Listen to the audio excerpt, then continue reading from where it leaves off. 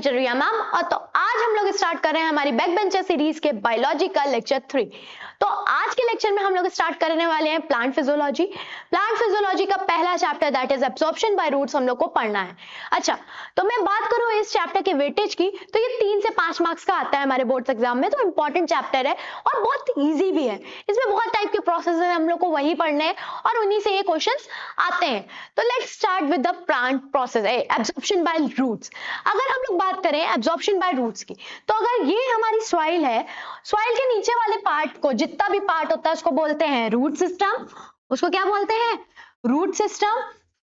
और सॉइल के ऊपर वाले पार्ट को बोलते हैं हम लोग शूट सिस्टम। तो आज हम लोग जानेंगे कि ये जो रूट सिस्टम है ये हमारे वाटर और मिनरल सॉइल से कैसे एब्जॉर्ब कर रहे हैं, कौन कौन से प्रोसेस से एब्जॉर्ब कर रहे हैं और क्या क्या कर रहे हैं। तो इस चैप्टर को मेनली 2 पार्ट्स में डिवाइड किया गया है कि भाई नॉर्मल इंट्रोडक्शन हो गया और टाइप्स ऑफ क्या बोलते हैं ट्रांसपोर्ट्स। बहुत अलग अलग टाइप के एब्जॉर्प्शंस होते हैं हमारे रूट सिस्टम में, तो हम लोगों को उस हिसाब से इस चैप्टर को स्टार्ट करना है। तो अगर हम लोग बात करें प्लांट फिजियोलॉजी की, प्लांट फिजियोलॉजी एक ऐसी ब्रांच है बायोलॉजी की जिसमें हम लोग प्लांट्स के फंक्शंस को जानते हैं, प्लांट कैसे फंक्शन करता है, उसके अंदर कौन कौन से उसके अंदर कौन कौन से सिस्टम्स हैं जो उसको रेगुलेट करने में हेल्प कर रहे हैं, उसके ग्रोथ के लिए हेल्प कर रहे हैं, उसके मेटाबॉलिज्म के लिए हेल्प कर रहे हैं, हम लोग को सब पढ़ना है। तो आज का जो एब्जॉर्प्शन बाय रूट्स है वो हम लोग स्टार्ट करते हैं। तो देखो पहले यही लिखा है, मैंने बताया है कि प्लांट फिजियोलॉजी एक ऐसी ब्रांच है जिसमें हम लोग फंक्शन पढ़ते हैं हमारे प्लांट्स के। Study the function of a plant, कि वो प्लांट कैसे फंक्शन कर रहा है, उसके अंदर जो सेल्स हैं वो कैसे फंक्शन कर रहे हैं, तो उसके अंदर सेल्स कैसे फंक्शन कर रहा है, टिश्यू कैसे फंक्शन कर रहा है, ऑर्गन सिस्टम और पूरा प्लांट कैसे फंक्शन कर रहा है, हम लोग को ये सारी चीजें आज पढ़नी है। ठीक है, तो अगर एब्जॉर्प्शन की बात करें तो हमारा जो रूट है वो हमारे सॉइल से मिनरल्स और वाटर दोनों एब्जॉर्ब करती है। अच्छा, क्यों एब्जॉर्ब करती है, क्या नीड है वाटर एब्जॉर्ब करने के लिए? अच्छा, तो वाटर एब्जॉर्ब करने के लिए हमारे प्लांट्स में बहुत नीड है भाई। ट्रांसपिरेशन करना है, फोटोसिंथेसिस करना है, खाना बनाना है, प्लांट्स को खाने के लिए क्या चाहिए? वाटर चाहिए, है ना, और बहुत अलग अलग टाइप की चीजें चाहिए। तो वाटर हमारा एक एसेंशियल कंपोनेंट है प्रोटोप्लाज्म का। तो प्रोटोप्लाज्म का एसेंशियल कंपोनेंट क्या है? वाटर है। अच्छा, प्रोटोप्लाज्म जानते हो? देखो प्रोटोप्लाज्म क्या होता है? न्यूक्लियोप्लाज्म प्लस साइटोप्लाज्म, दोनों को मिला के क्या बोलते हैं? प्रोटोप्लाज्म। तो अगर जैसे ये हमारा सेल है, इस सेल में जो न्यूक्लियस है उसमें होगा न्यूक्लियोप्लाज्म, उसमें क्या होगा? न्यूक्लियोप्लाज्म। और ये जो सेल के अंदर बाहर, जो न्यूक्लियस के बाहर जो वो है हमारे, क्या बोलते हैं? प्लाज्मा, उसको बोलते हैं साइटोप्लाज्म। इन दोनों को मिला के हम लोग क्या बोलते हैं? प्रोटोप्लाज्म। तो भाई प्रोटोप्लाज्म बनाने के लिए हमें क्या चाहिए? वाटर चाहिए, एसेंशियल कंपोनेंट है। ठीक है, और वाटर एक यूनिवर्सल सॉल्वेंट भी हम लोग जानते हैं भैया, वाटर के अंदर बहुत सारी चीजें डिसॉल्व हो जाती हैं इजीली। ठीक है, and in which minerals and other substances solutes are dissolved. तो इसमें क्या हो सकता है? आराम से हमारे अलग अलग सब्सटेंसेस डिसॉल्व हो सकते हैं, हमारे अलग अलग सॉल्यूट्स डिसॉल्व हो सकते हैं।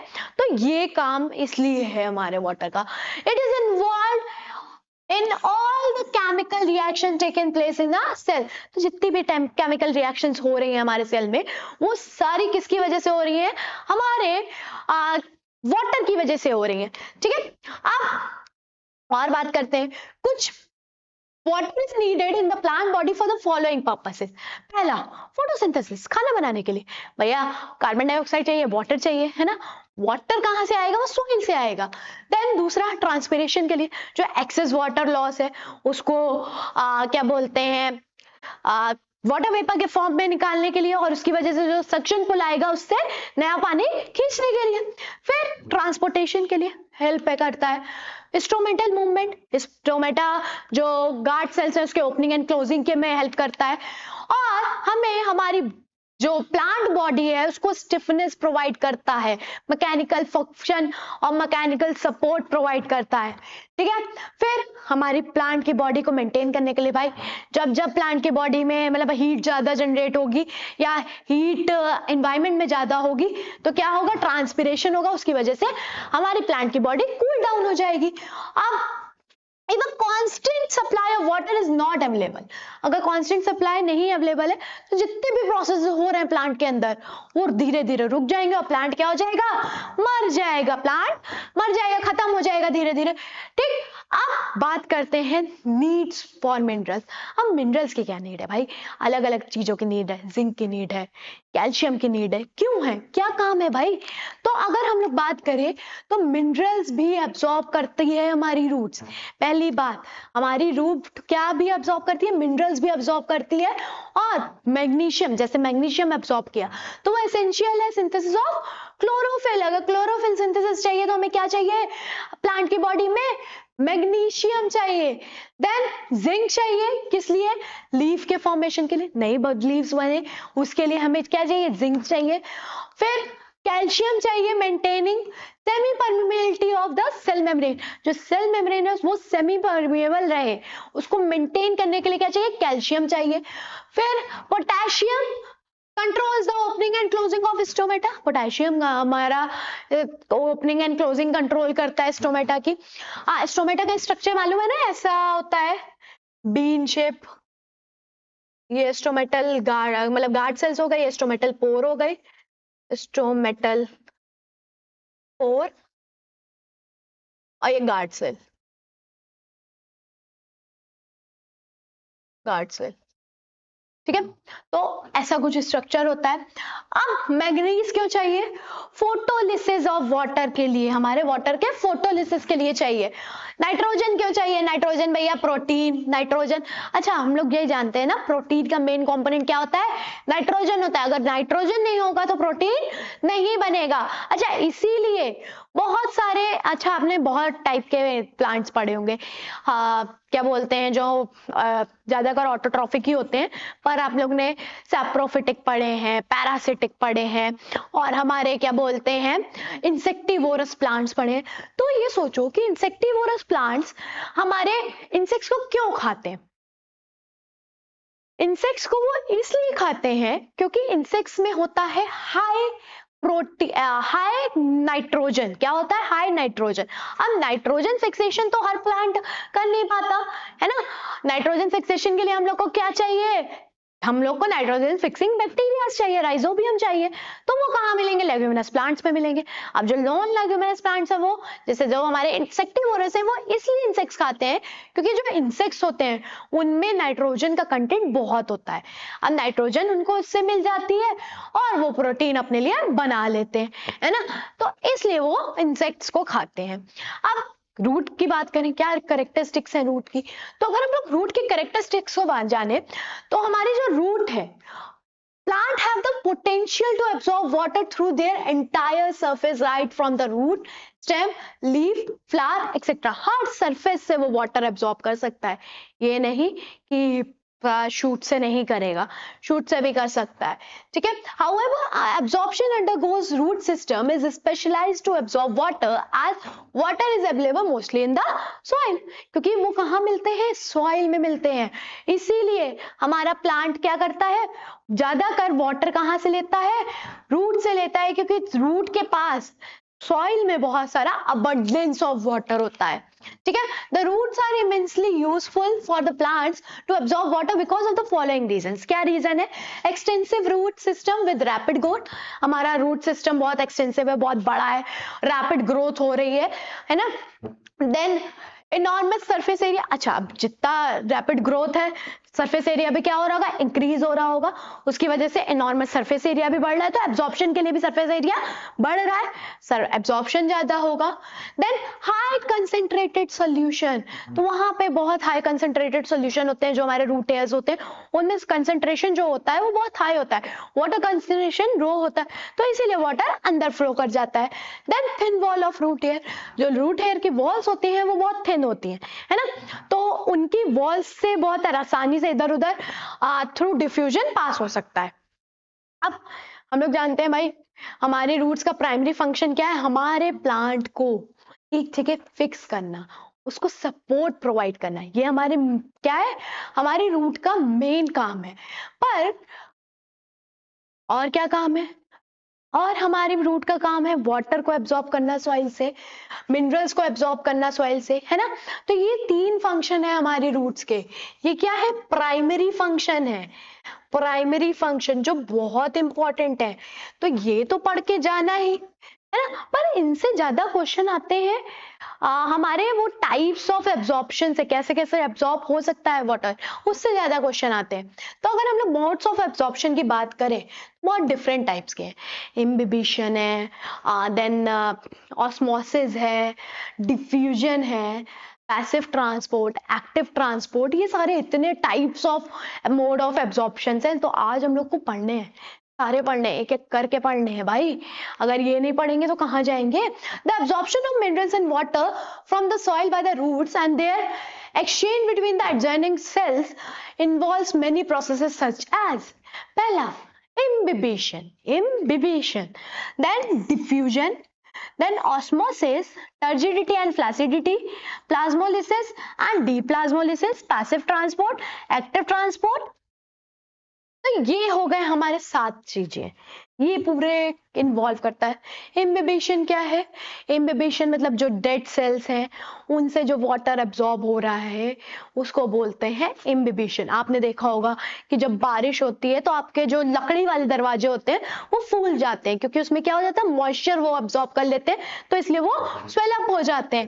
देन डिफ्यूजन, आपने देखा होगा एक जगह आप परफ्यूम डालो तो पूरे कमरे में महकता है, वो किस थ्रू? वो डिफ्यूजन की वजह से।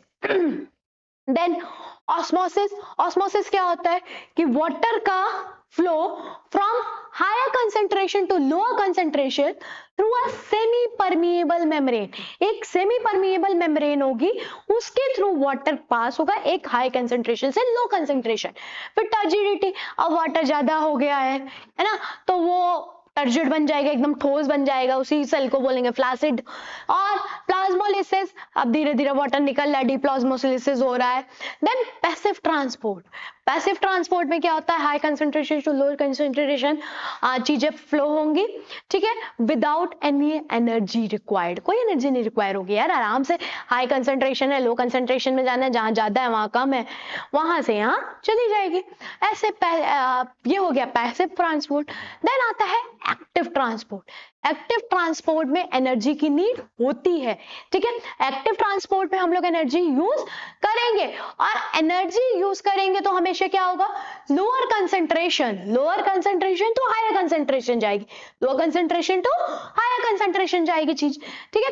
चलो अब धीरे धीरे सब पढ़ना है, इम्बिबिशन पढ़ना है, डिफ्यूजन पढ़ना है, ऑस्मोसिस पढ़ना है, सब पढ़ना है, क्योंकि यही से क्वेश्चन आते हैं सबसे ज्यादा क्वेश्चन यहीं से आपको पूछे जाएंगे कि आप भैया जरा एक्टिव ट्रांसपोर्ट और पैसिव ट्रांसपोर्ट में ब्रैकेट में दे दिया जाएगा कि बताओ किसमें एनर्जी यूज होती है, डिफरेंस 1 मार्क्स में, है ना। तो ऐसा पूछा जा सकता है, तो आपको ये लेक्चर बहुत कायदे से अटेंड करना है और एकदम कान खोल के सुननी है सारी चीजें, ठीक है। बहुत ही इजी चैप्टर है, चैप्टर बहुत इजी है। चलो बात करते हैं इम्बिबिशन की। इम्बिबिशन की बात करें तो इम्बिबिशन मैंने बताया एक ऐसा फिनोमेना है जिसमें एब्जॉर्प्शन होगा वाटर का through the surface of the cell of dead part, या तो डेड होगा या तो लिविंग होगा, ठीक है। Imbibition is the phenomena by which the living और dead plant cell absorb water by a surface interaction. Surface के थ्रू वो वाटर को एब्जॉर्ब करेंगे, ठीक है। देन जिस सब्सटेंस बना होगा जो सेल से, मतलब सेल की जो आउटर कवरिंग होगी किससे बनी होगी, सेलुलोज से, तो वो सेलुलोज जो है उसके अंदर स्ट्रॉन्ग एफिनिटी है वाटर को एब्जॉर्ब करने की, उसके अंदर स्ट्रॉन्ग एफिनिटी है वाटर को एब्जॉर्ब करने की।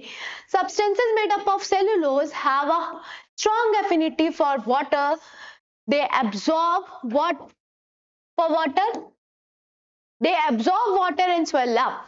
तो अब क्या हो जाएंगे, वाटर को एब्जॉर्ब करेंगे और स्वेल हो जाएंगे, उसको बोलते हैं इम्बाइब।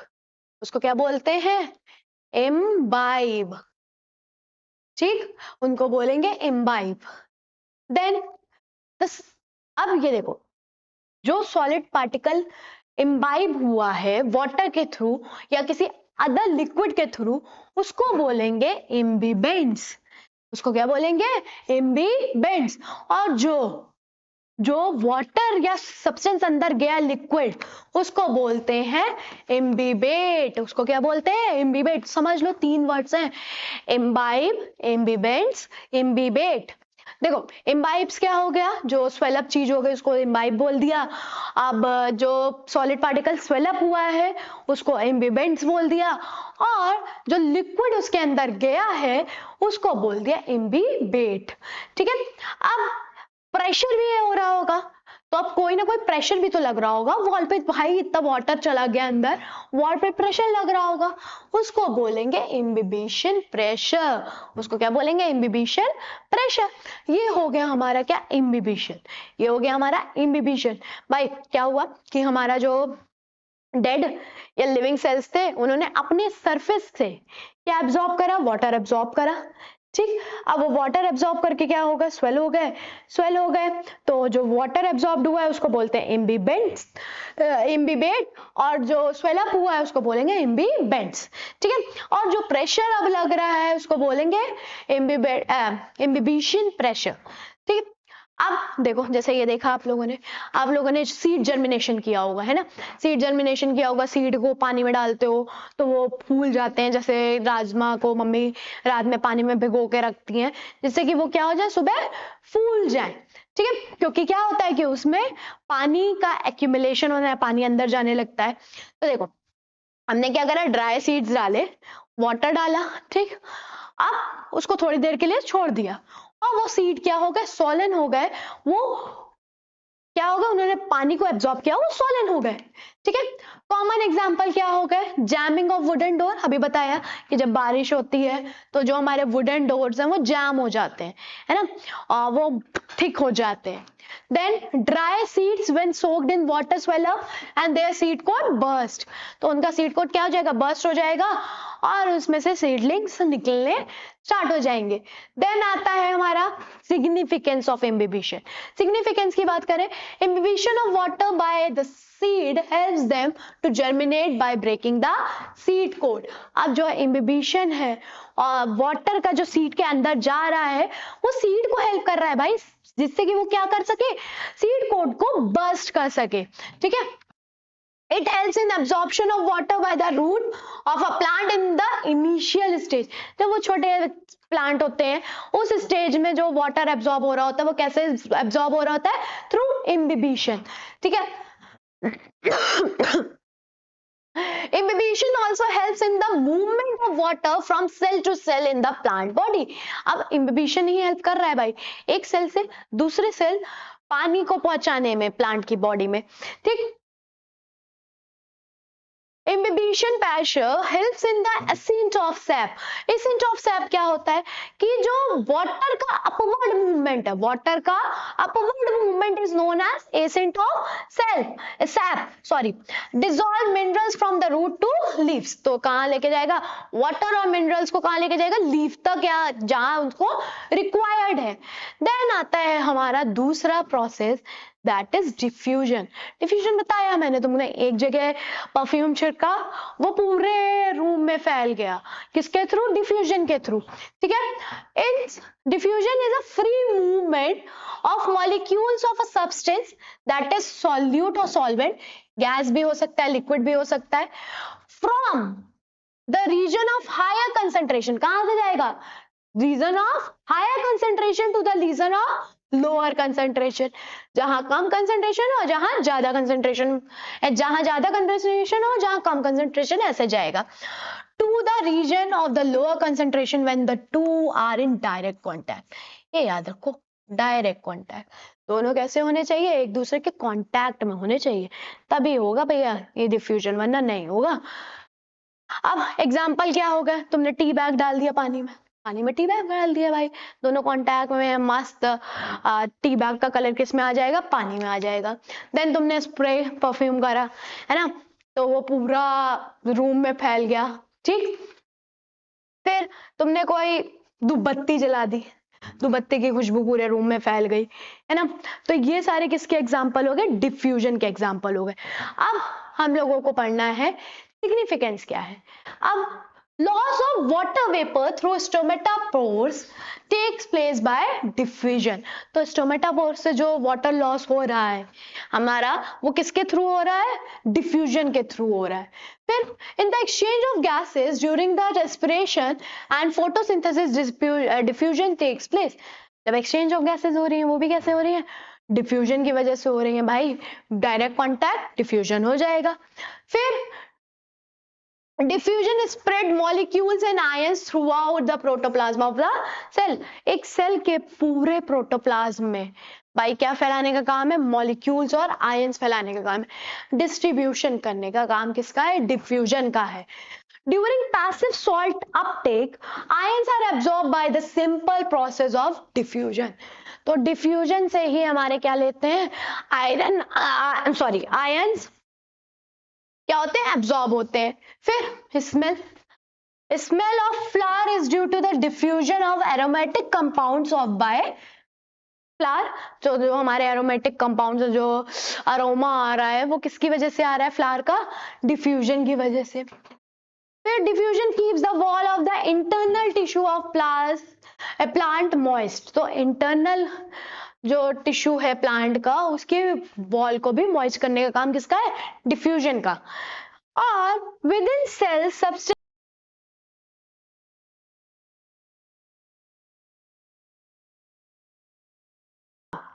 तो चलो स्टार्ट करते हैं ऑस्मोसिस। ऑस्मोसिस भाई पढ़ के जाना, बहुत ही इंपॉर्टेंट टॉपिक है। एंडोस्मोसिस, एक्सोस्मोसिस और टोनिसिटी बहुत इंपॉर्टेंट है। हाइपरटोनिक, आइसोटोनिक, हाइपोटोनिक, बहुत इंपॉर्टेंट चीज है ये भाई। पढ़ के जाना बहुत अच्छी तरह से, बहुत क्वेश्चन पूछे जाते हैं। तो चलो स्टार्ट करते हैं, बहुत ध्यान से सुनना।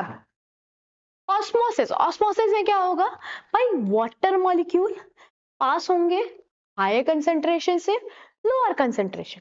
वाटर मॉलिक्यूल पास होंगे हायर कंसेंट्रेशन से lower concentration through a semi permeable membrane. अच्छा, सेमी परमिएबल मेम्ब्रेन जानते हो? ऐसी मेम्ब्रेन जो कुछ ही सब्सटेंस को अपने थ्रू पास होने दे और कुछ को नहीं। जैसे आपने सीव देखी है, जो चाय छानने वाली छन्नी होती है ना, उसमें क्या होता है? सिर्फ चाय नीचे जाती है और बाकी वो चाय पत्ती उसी के अंदर रह जाती है। तो वो क्या है? एक सिलेक्टिवली परमिएबल मेम्ब्रेन है या सेमी परमिएबल मेम्ब्रेन है। चलो पढ़ते हैं ऑस्मोसिस। ऑस्मोसिस की बताया, osmosis is the diffusion of water molecule only. क्या डिफ्यूज होगा? सिर्फ वाटर मॉलिक्यूल होगा। It may be defined as the net movement of water molecule from a region of higher concentration to the region of lower concentration through partially permeable membrane। तो क्या होगा कि एक semi permeable के membrane के through water का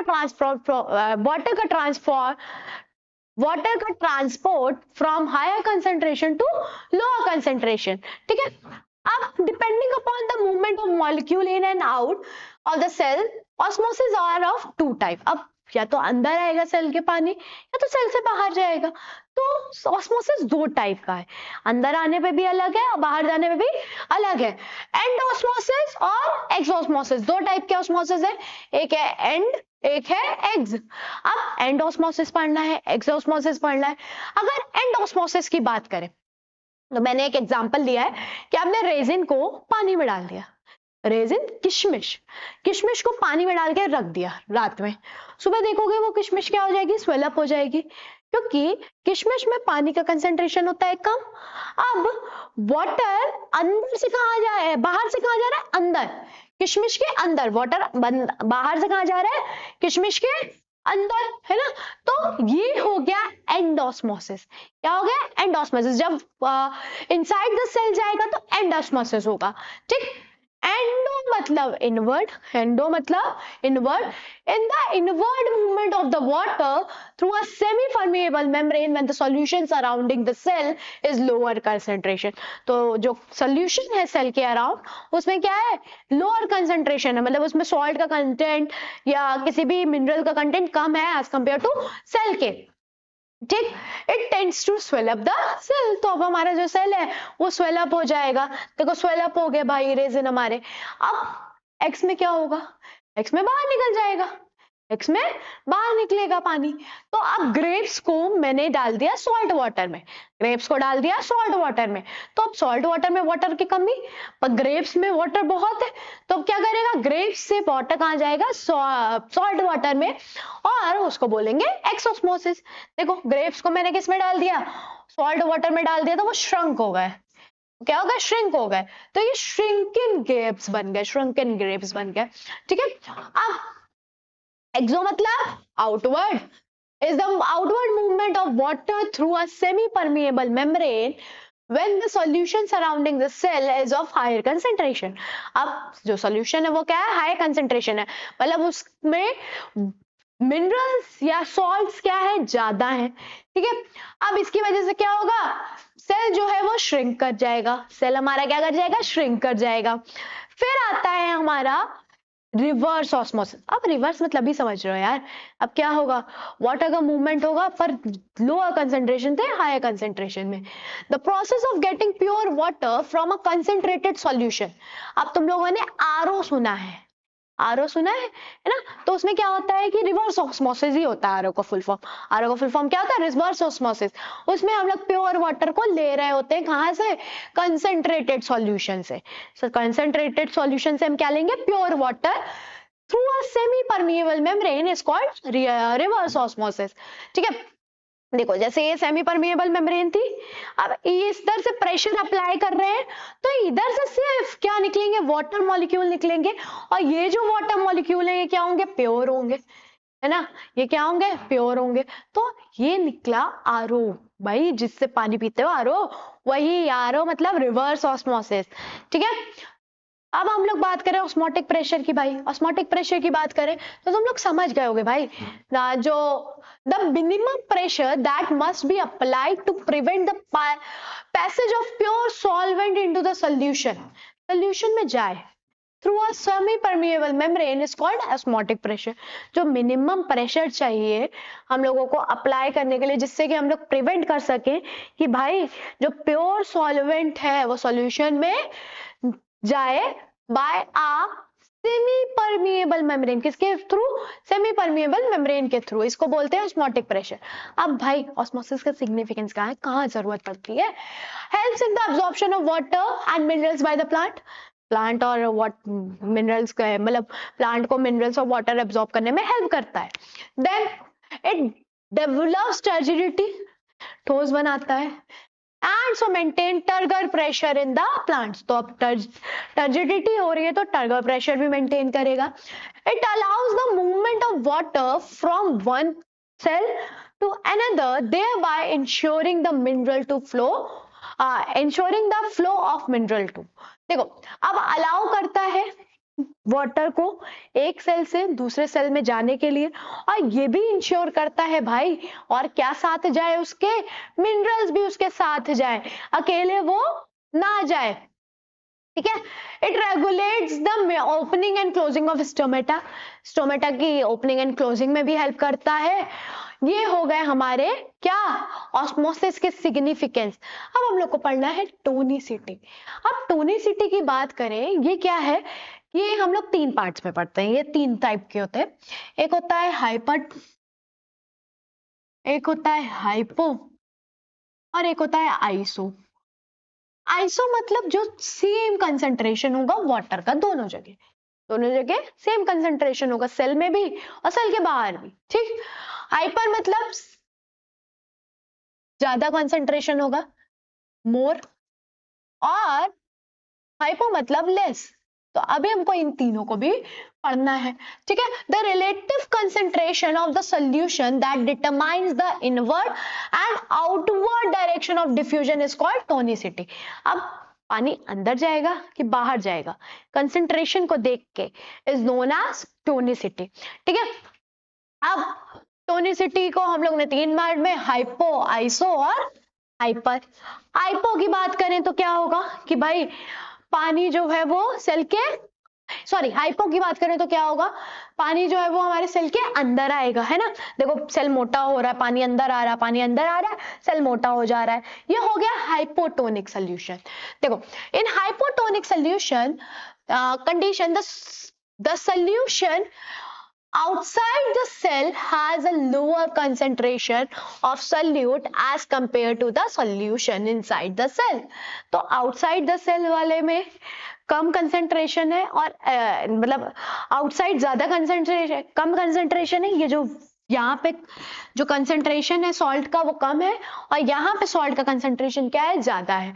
तो ये क्या है, हाइपो है।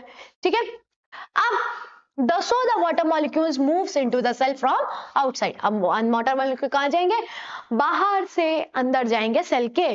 ठीक है, अब आइसो की बात कर लेते हैं। आइसो में क्या होगा, दोनों का कंसेंट्रेशन सेम होगा, यहाँ का भी, है ना।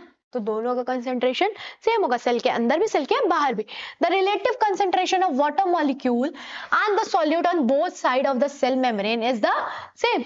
दोनों साइड सेल मेम्ब्रेन की दोनों साइड क्या होगा, सेम होगा वाटर मॉलिक्यूल और सॉल्ट का कंसेंट्रेशन। ठीक है, as a result no net movement of the water molecule across the cell membrane occurs.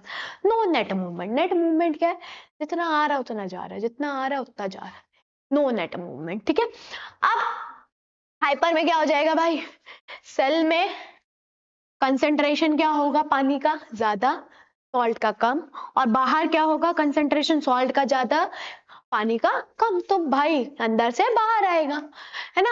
अब हाइपर की बात करें, in hypertonic condition the solution outside the cell has a higher solute concentration compare to the fluid inside the cell. अब inside the cell में क्या है, कम concentration वाला solution है, बाहर वाला ज्यादा है, तो ये हो जाएगा हमारा hypertonic. So the water molecules moves from the interior of the cells come out, तो बाहर आ जाएगा। और इसी को ही क्या बोलते हैं, एक्सोस्मोसिस भी बोलते हैं। इसी को क्या बोलते हैं, एक्सोस्मोसिस भी बोलते हैं। The cell shrinks in size and loses its shape. तो सेल देखो, सेल अपने साइज को लूज करेगा, मतलब श्रिंक करेगा, अपने शेप को लूज करेगा। ये देखो, अभी देखो ये ऐसा था, अब देखना श्रिंक करके लूज कर दिया उसने अपने साइज और शेप को। ठीक है, अब हम लोग को पढ़ना है टर्जिडिटी एंड फ्लैसिडिटी। अगर टर्जिडिटी की बात करें तो जब वाटर प्रेजेंट होता है एक सेल में, when a cell is kept in water, अब टर्जिडिटी एंड फ्लैसिडिटी की बारी आती है। तो टर्जिडिटी में क्या होता है, जब वाटर प्रेजेंट होता है, जब वाटर को अब हम लोग बात करेंगे टर्जिडिटी एंड फ्लैसिडिटी की। अगर हम लोगों ने क्या करा कि एक सेल को वाटर में रख दिया, तो वो क्या करेगा, वाटर एब्जॉर्ब करेगा एंडोस्मोसिस के थ्रू, और एक स्टेज में चला जाएगा, एक स्टेज में पहुंच जाएगा जब वो और वाटर अपने अंदर नहीं ले सकता, एक वो स्टेज है ना। तो इसी स्टेज को बोलते हैं टर्जिड। इसी स्टेट को इसी सेल को क्या बोलेंगे, टर्जिड, और इस स्टेट को बोल देंगे टर्जिडिटी। इस जो सेल है उसको बोलेंगे टर्जिड सेल, और जो स्टेट है उसको बोलेंगे टर्जिडिटी। कि अब भैया और पानी, तो ये हो गया हमारा टर्जिडिटी। टर्जिडिटी में क्या हुआ कि देखो, अब वाटर जितना आना था आ गया, अब इससे ज्यादा वाटर अब सेल के अंदर नहीं आ पा रहा है, तो उस सेल को बोलेंगे टर्जिड। और ये जो स्टेट क्रिएट हुई है कि अब वाटर अंदर नहीं आ सकता, उसको बोलेंगे टर्जिडिटी। ठीक है, अब हम लोग और बात करें तो भैया, अब ये जो टर्जिड सेल है वो अपनी वॉल पे प्रेशर भी तो लगा रहा होगा, वो वाटर प्रेशर भी तो लगा रहा होगा उसकी वॉल पे, तो उस प्रेशर को बोलते हैं टर्गर प्रेशर। उस प्रेशर को क्या बोलते हैं, टर्गर प्रेशर। देन अब जब सेल क्या होगा, फुल्ली टर्जिड हो जाएगा। अब जब सेल पूरा टर्जिड हो जाएगा तो उसकी जो वॉल्स है सेल की, अब वो एंट्री नहीं कराएंगे किसी भी और वाटर मॉलिक्यूल पार्टिकल्स की, तो अंदर वाटर मॉलिक्यूल अब आ ही नहीं पाएगा। ठीक है, अब फ्लैसिडिटी पढ़ लेते हैं। बट फ्लैसिडिटी जस्ट अपोजिट होता है टर्जिडिटी के, मतलब जितना पानी लिया था वो हो गया टर्जिडिटी, अब इससे ज्यादा नहीं ले सकते। अब जितना पानी दे दिया अब इससे ज्यादा नहीं दे सकते, वो हो गया फ्लैसिडिटी, है ना। जस्ट अपोजिट है, फ्लैसिड मतलब एकदम पानी निचोड़ दिया, so is known as flaccidity. A condition opposite to turgid in which a cell is not fully charged with water and the cell content is shrunken is called the flaccidity. इसी को क्या बोलेंगे? flaccidity. The cell is called flaccid. cell को क्या बोलोगे? flaccid बोलोगे. ठीक है कि सारा पानी निकल गया है, अब वो सेल हो गया flaccid और वो जो कंडीशन है उसको बोलोगे flaccidity. सिग्निफिकेंस क्या है टर्जिडिटी का? Movement of water from the cell to cell, cell से सेल वाटर को प्रोवाइड करना, मेंटेनेंस ऑफ प्रॉपर शेप, भाई एक शेप को प्रोवाइड करना, भाई वो शेप रहे हमारे प्लांट की उसको प्रोवाइड करना. Then turgidity provides rigidity, rigid ठोस बनाना, प्लांट को एक फर्म शेप प्रोवाइड करना. Movement in plant cell, movement करना. अब बात करते हैं प्लाज्मोलिसिस एंड डीप्लाज्मोलिसिस. अगर प्लाज्मोलिसिस की बात करें तो प्लाज्मोलिसिस क्या होता है कि श्रिंकेज ऑफ प्रोटोप्लाज्म, जो प्रोटोप्लाज्म है वो श्रिंक हो गया. वो क्या हो गया? श्रिंक हो गया. प्रोटोप्लाज्म क्या हो गया? श्रिंक हो गया. इज नोन एज क्या? हमारा plasmolysis. Plasmolysis is the shrinkage of protoplasm of the cell due to the osmosis when a plant cell is kept in the hypertonic solution. Hypertonic solution में रख दिया है, अब उससे पानी प्रोटोप्लाज्म से पानी निकल गया और उसका प्लाज्मा क्या है? प्रोटोप्लाज्म क्या हो गया? श्रिंक हो गया. ठीक है. अब the cell in this state is called flaccid. Cell को क्या बोलोगे? फ्लैसिड. और उसको क्या बोलोगे? इस फिनोमेना मतलब इस कंडीशन को बोलोगे फ्लैसिडिटी. जो फ्लैसिडिटी में पढ़ा उसी को प्लाज्मोलिसिस और डीप्लाज्मोलिसिस बोलते हैं. ठीक है. It is the reverse of turgidity. Turgidity का रिवर्स है, ये हम लोगों ने पढ़ ही लिया है. अब अगर when a plant cell is kept in the hypertonic solution, the cytoplasm of the cell along with the cell its cell membrane separates from the cell wall. अब सेल वॉल से अलग हो जाता है. अच्छा आप यहाँ देखो, ये देखो सेल वॉल से अलग हो गया है, ये देखो है ना, ये जगह है. अब it gets concentrated in the center or towards one side. या तो सेंटर में आ जाएगा या तो एक साइड चला जाएगा.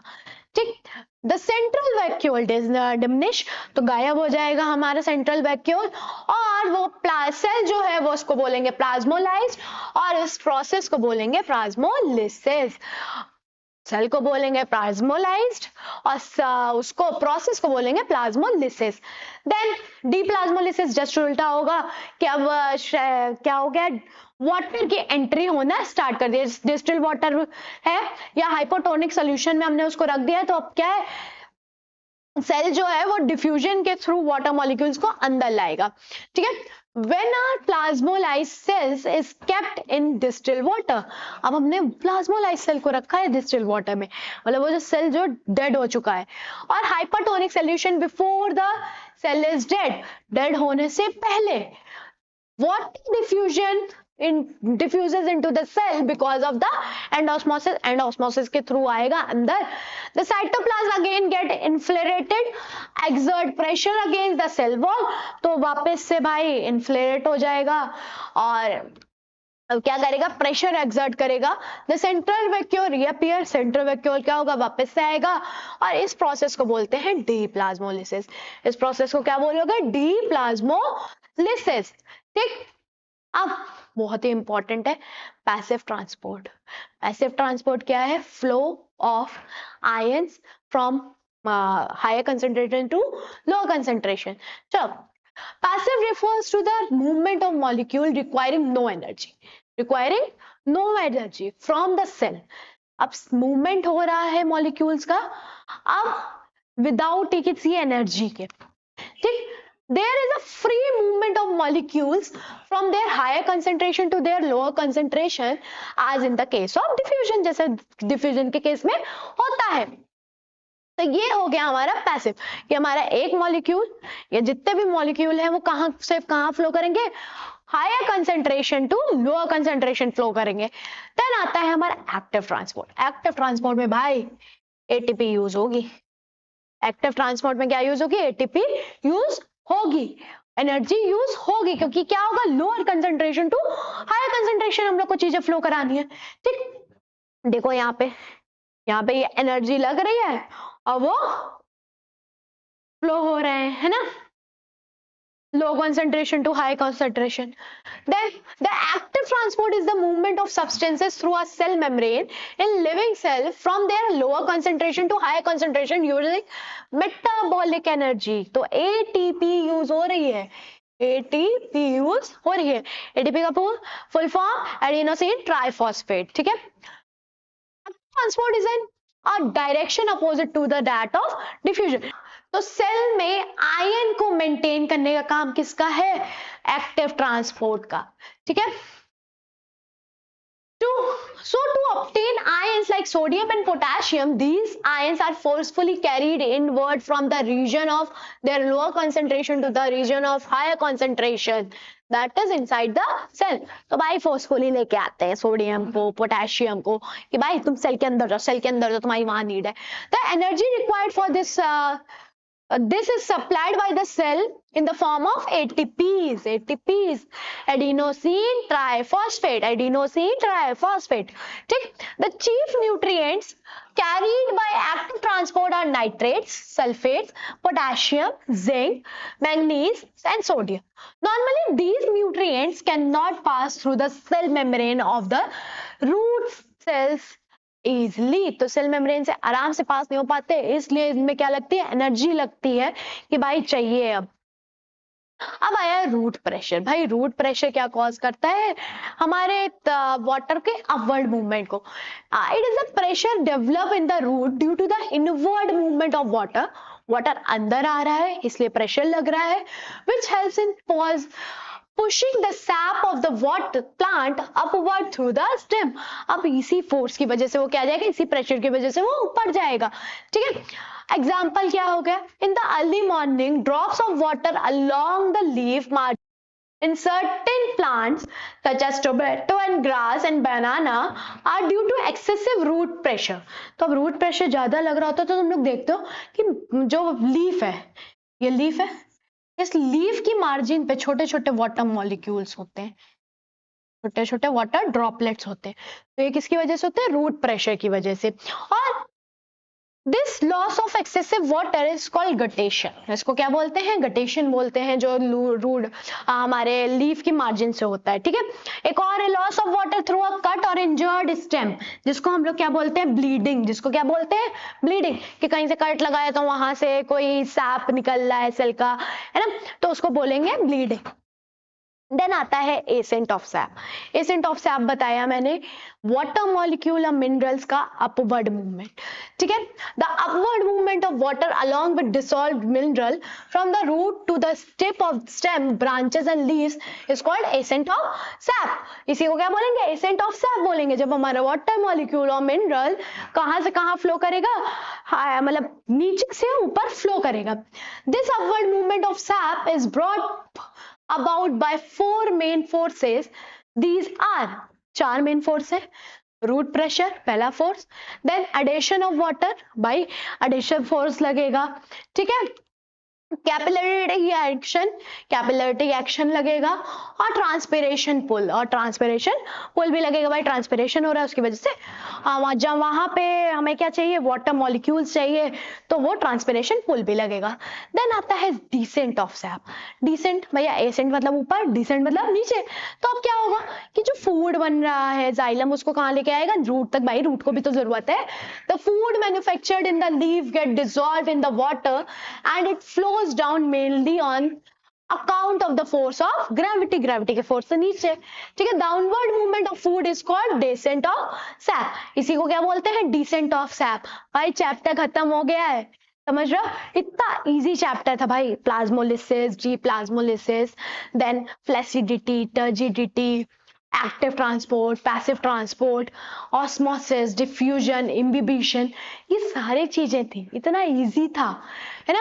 तो होप आज का लेक्चर आपको समझ में आया होगा, और इस लेक्चर के बाद हम लोग आगे पढ़ेंगे दैट इज ट्रांसपिरेशन.